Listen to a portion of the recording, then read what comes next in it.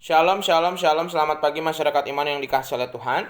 Kita percaya bahwa hari ini kita akan merasakan berkat anugerah dari Tuhan. Sebelum kita menerima berkat-berkat material, spiritual, kita mau sama-sama datang di hadirat Tuhan dan beriman untuk percaya bahwa Tuhan menyertai kita. NKB 196, NKB 196 ayat 1 dan 2, NKB 196 bait pertama dan yang kedua, ku beroleh berkat.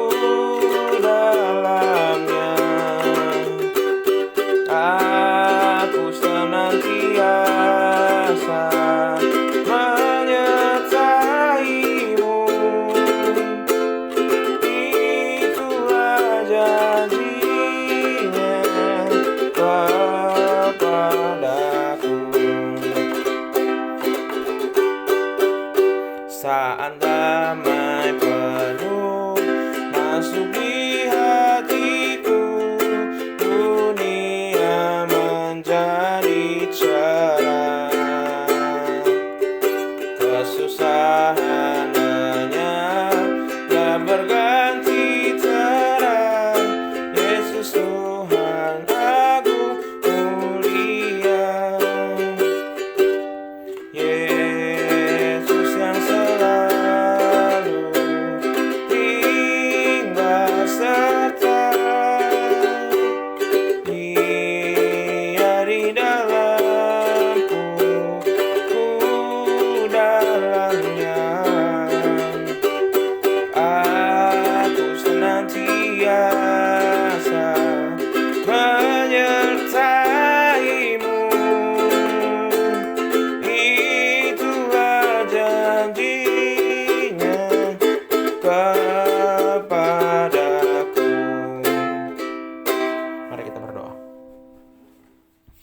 Tuhan, kami percaya bahwa kami berjalan dalam janji Tuhan dan hari ini biarlah firman-Mu memampukan dan menopang kami. Kami serahkan dalam nama kami berdoa. Amin.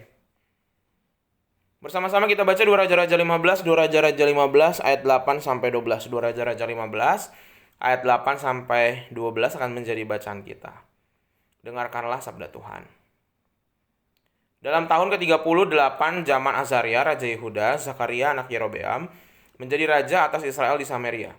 Ia memerintah 6 bulan lamanya. Ia melakukan apa yang jahat di mata Tuhan, seperti yang telah dilakukan oleh nenek moyangnya. Ia tidak menjauh dari dosa-dosa Yerobeam bin Nebat yang mengakibatkan orang Israel berdosa pula.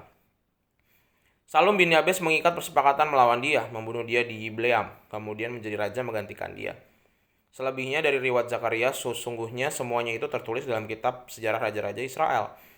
Bukankah begini firman Tuhan yang diucapkannya kepada Yehu? Anak-anakmu sampai kepada keturunan yang keempat akan duduk di atas tata Israel. Dan terjadilah demikian.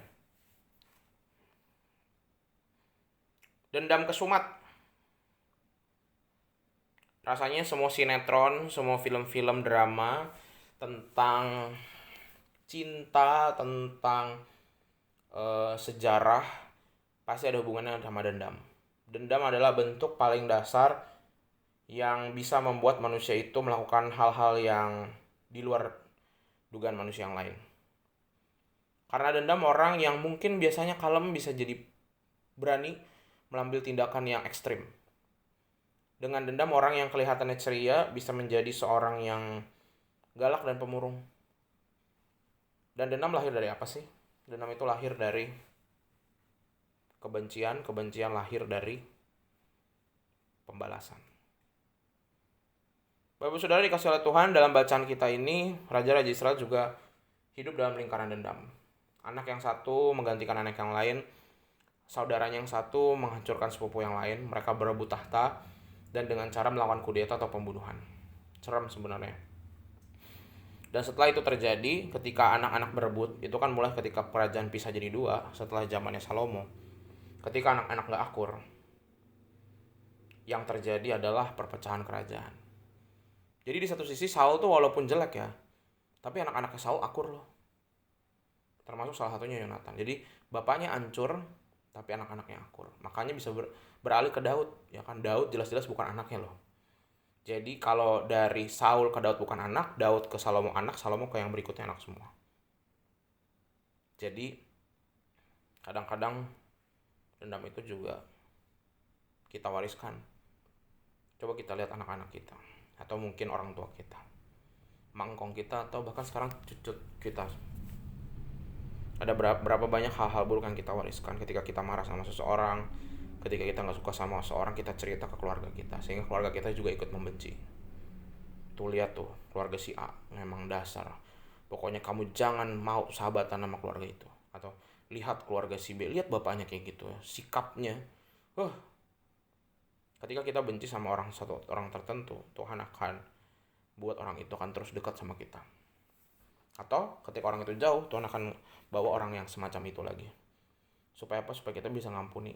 Karena kalau dendam tuh nggak bisa habis sih. Kita balas sekarang, nanti berikutnya, keturunan berikutnya, dibalas lagi, nggak ada habis-habisnya. Dan dendam juga berbuah dengan dendam lagi. Lebih baik kalau kita tahu dendam itu bisa bertumbuh, kita matikan, dan kita harus bawa sampai mati, berakhir di kita, jangan diteruskan lagi. Tapi rasanya susah ya. Kok bebannya di saya, bukan di orang tua saya atau di anak saya. Kalau kita pengen keluarga kita, keturunan berikutnya bisa merasakan kedamaian, harus kita yang berkorban. Semoga hari ini pengorbanan kita untuk keluarga kita dan belajar untuk tidak dendam. Udah simpan aja dendamnya, dibuang jauh, bukan disimpan, dibuang. Kalau disimpan nanti dipakai lagi, buang jauh-jauh. Ubah perspektif, ubah cara pikir, dan belajar mengasihi orang-orang yang bahkan tidak layak dikasihi, supaya kejadian Raja Zakaria tidak terjadi lagi. Amin. Mari kita berdoa.